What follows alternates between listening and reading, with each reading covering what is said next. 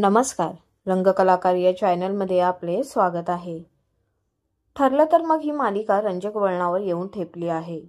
सायली आणि अर्जुनचं contract marriage समोर आल्यानंतर चिडलेल्या सुभेदार कुटुंबाने अर्जुन आणि प्रियाच्या लग्नाचा घाट घातला आहे।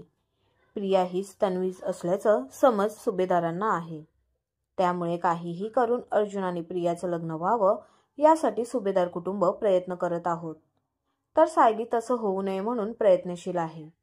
मालिकेत इतके ट्विस्ट अँड टर्न चालू असताना प्रियाचा खोटेपणा कधी समोर येणार अशी विचारणाही प्रेक्षक वर्गाकडून होते आहे। याबाबत मालिकेचे दिग्दर्शक सचिन गोखले यांनी महत्त्वाची हिंट इंस्टाग्राम लाईव्हला दिली आहे।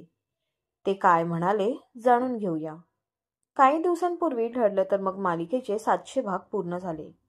या निमित्त एक इंस्टाग्राम लाईव्ह घेण्यात आलं।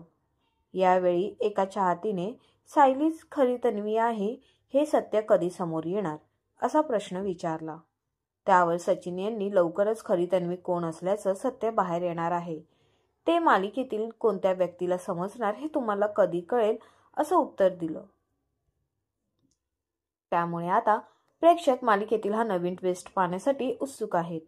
मालिकेच्या सुरुवातीला प्रिया तन्वी असल्याचं नाटक करून रविराजला घरात घुसते। त्यातच पूर्ण आजीने अर्जुन आणि तन्वीचं लहान असतानाच त्यांचं मोठं झाल्यावर लग्न लावून देण्याचं वचन दिलं असतं।